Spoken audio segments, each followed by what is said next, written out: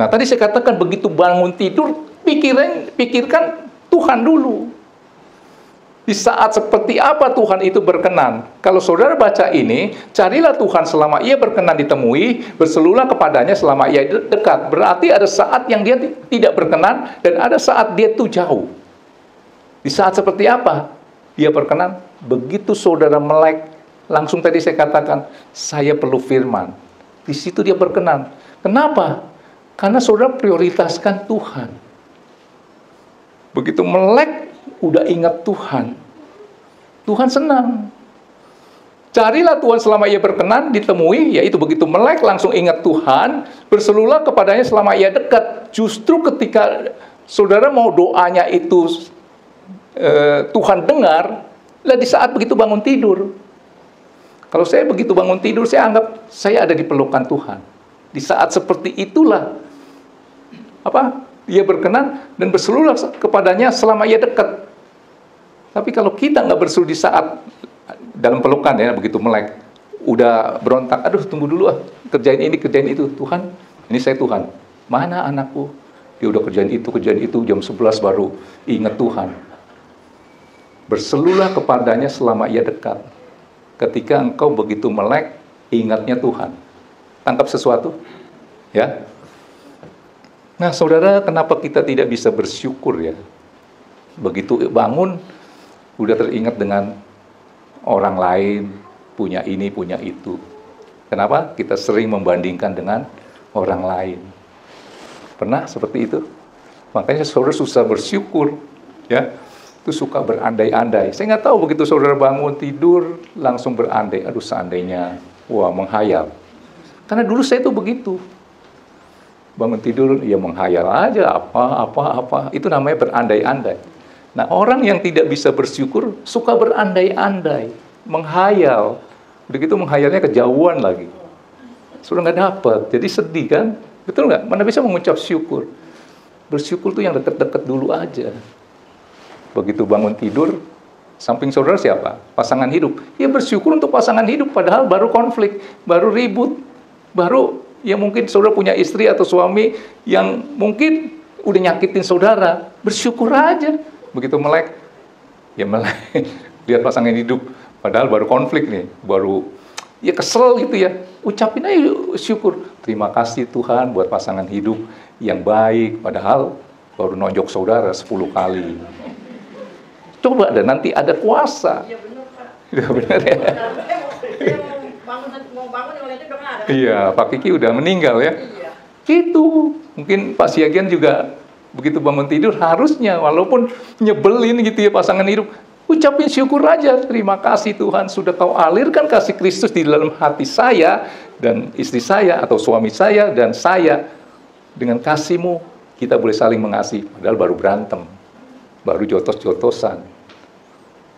Tangkap? Nah, itu mengucap syukur. Jangan berandai-andai. Aduh, seandainya. Wah, maaf ya. Membayangkan yang lain jadi punya gua. Gimana? Ya, oke. Terus kenapa kita tidak bisa bersyukur? Itu ada kesombongan. Kenapa? Merasa semua didapat dari kekuatan sendiri dan kepintarannya sendiri. Mana bisa orang seperti itu bersyukur? Saya kalau berdoa, kayak kemarin Nathan dan Sheila bisa ada di pelaminan, itu bukan kuat gagah mereka. Kemurahan Tuhan, anugerah Tuhan. Pacarannya sama siapa, nikahnya sama siapa. Misalnya ya. Betul nggak? Itu semua karena kemurahan Tuhan dan ketetapan Tuhan. Bukan kuat gagah gue lebih ganteng, gue lebih keren. Nggak bisa. Jadi kenapa kita tidak bisa mengucap syukur? Ada kesombongan, merasa semua didapat dari kekuatan sendiri dan kepintarannya sendiri. Coba dah saudara lihat, orang yang model begini susah mengucap syukur. Dia bisa dapat ini, dapat itu. Oh, itu karena kekuatan Keluaran, Ulangan 8 ayat 17 sampai 18. Semua karena kemurahan Tuhan. Saudara bisa ada di tempat ini semua karena kemurahan Tuhan. Jangan bilang kuat gagah gua. Hujan-hujan bisa nyampe lu di sini. Iya dong. Gua naik mobil gua beli pakai tenaga gua kerja. Orang kayak gitu susah mengucap syukur. Kita baca ya. Ulangan 8 ayat 17 sampai 18. Maka janganlah kau katakan dalam hatimu, Kekuasaanku dan kekuatan tanganku lah yang membuat aku memperoleh kekayaan ini. Kalau dia bilang gua kaya ini karena kuat gagah, pinter gua, mana bisa dia mengucap syukur? Ayat 18. Tetapi haruslah engkau ingat kepada Tuhan Allahmu, sebab dialah, kita harus mengakui ini, dialah yang memberikan kepadamu kekuatan untuk memperoleh kekayaan dengan maksud meneguhkan perjanjian yang diiklarkannya dengan sumpah kepada nenek moyangmu seperti sekarang ini. Maka kekuatanmu itu adalah firman Tuhan. Maka begitu bangun tidur, pegang firman Tuhan. Ya, kalau selama ini saudara diperbudak oleh uang, kerja lagi. Saya pernah tuh seperti itu. Saya teringat dengan firman yang terambil daripada Ibrani 13 ayat 5. Wah, jadi hamba uang nih jadinya. Kerja pontang-panting, siang sampai subuh. Kenapa ya?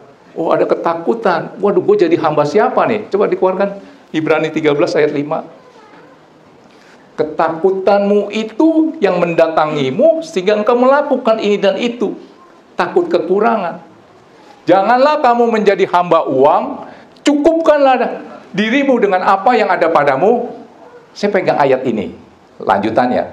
Karena Allah telah berfirman, aku sekali-kali tidak akan membiarkan engkau kelaparan, kekurangan, malu-maluin Bapa di surga. Tangkap nih, aku sekali-kali tidak akan meninggalkan engkau. Ada bapak yang anaknya, seorang bapak jalan-jalan ke mall, anaknya ditinggalin begitu aja. Pasti diperhatikan. So, nangkep ini ya.